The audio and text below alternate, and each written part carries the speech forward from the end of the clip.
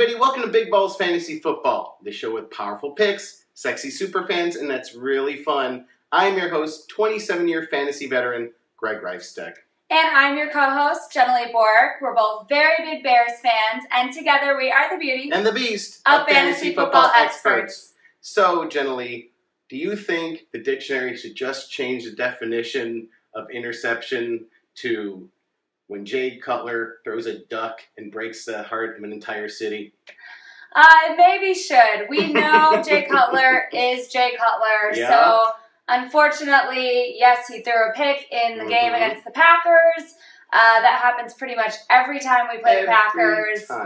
Almost every time he plays. Yep. So Cutler's Cutler. There's no big surprise there with the fact that he threw an interception. Very, very disappointing, the timing in the game that he threw it. That's what he usually does. I mean, we were leading 13-10 at the half, and we were doing very well. Fox had a very good game plan. We were running the ball like crazy in the first half, then got a little pass happy in the second half. I know you disagree with me a little bit, but we were still running forte. But then Cutler, of course, had that opportunity and just threw it, and Clay Matthews, of all people, Clay Matthews jumps the route and basically took the game away from us. Yeah, absolutely. There were about 4 minutes left. I think it was around the 4-minute mark left in the game. The Bears needed a touchdown and a 2-point conversion to tie the game at that point, and Cutler threw the pick. And I believe we were on Green Bay's 35, around their 35-yard line,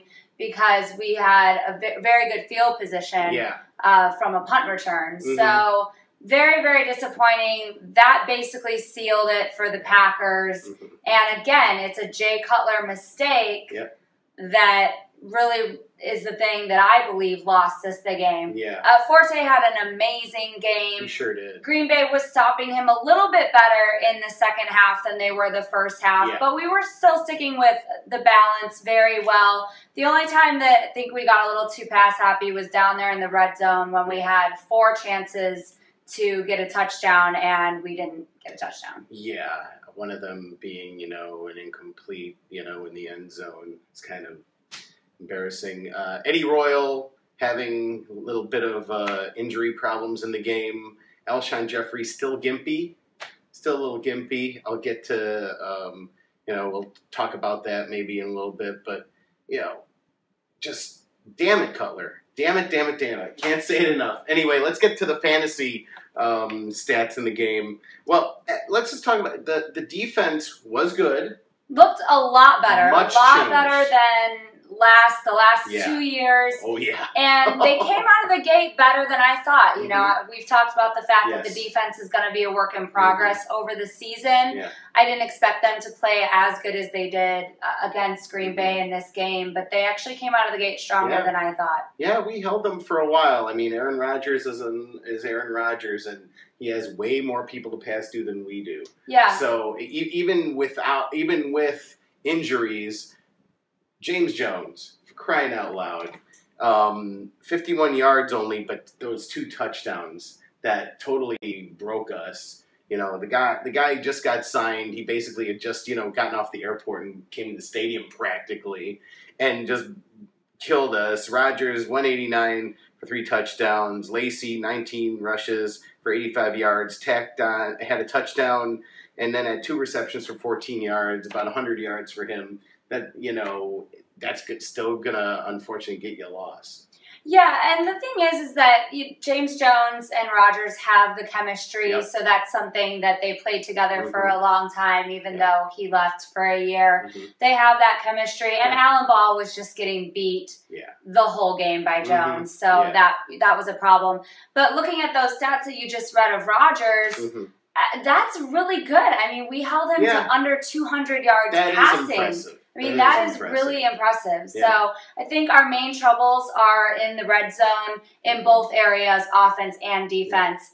On offense, we have to score touchdowns. When we get in the red zone, we were kicking a lot of field goals. And then again, the defense wasn't playing bad, but that red zone is where you have to stop the other team. So if they can fix the red zone areas, you know, I mean, we'll win some games this year. Robbie Gould, still one of your top fantasy scorers. I have him on one of my teams. 11 points, still our VIP. You got your field goals, your 2 extra points. You're good to go, right? Oh my God, it's so sad that's still true.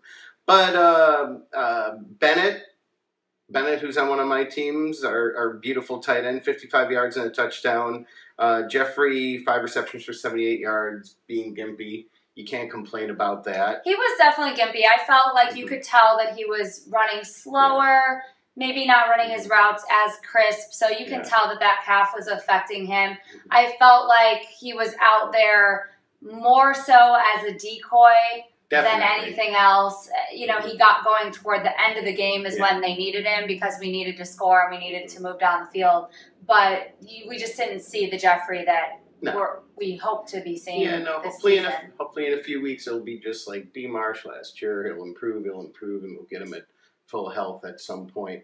The only last thing I want to mention is, isn't it great to have a coach that yells and gets pissed the fuck off? I was so happy. We were at Tin Horn Flats. We'll show you that in our fan segment. And we were all going crazy because Fox, our coach, John Fox, is a stud. He's out there yelling at the refs. He's pissed off at calls. And he's just fired up, unlike Tressman, who would just sit there with his card. Or Lovey, that would go like this. Yeah, Lovey always did look confused. Lovey always looked like he wasn't sure what was going on in the game, which makes you very scared as a fan. Yeah.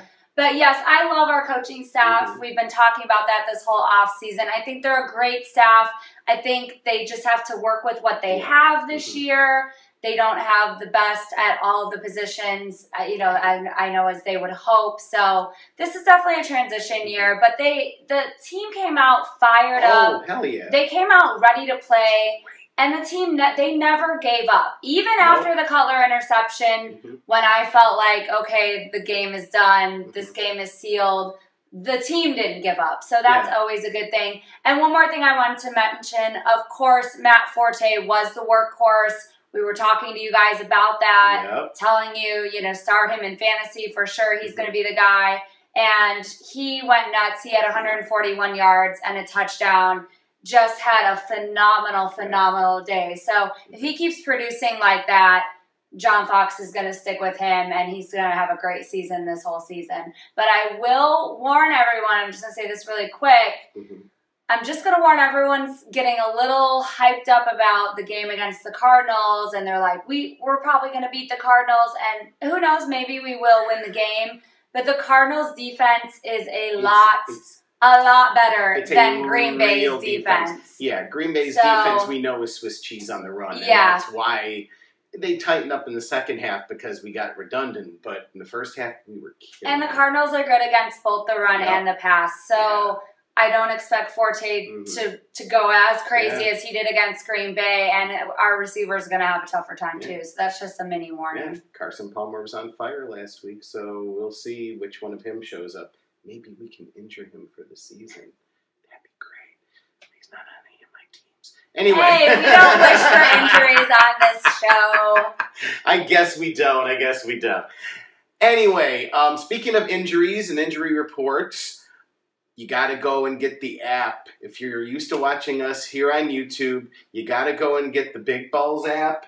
You can find it in the iTunes store. You can find it in the Apple App Store. You can find it over there in the Google Play Store for you Android people. And you're going to get injury reports. Everybody that has it, we were getting compliments saying, damn, you know, we got a lot of push notifications. You want to turn those on, because you can complain about them a little bit, but when you're sitting there waiting right before the second games on Sunday, and you need to know if somebody's actually going to be in or not on a game time decision, that's where we're going to come in. Yeah, and it's awesome to wake up on Sunday and look at your phone and already know the players that are in and out for that week. You don't even have to turn on your computer. You don't even have to do your own research. You can just switch up your teams. So definitely go get the app. You can ask us lineup questions on there. Those are always fun for us to answer for sure. I know we've gotten a couple.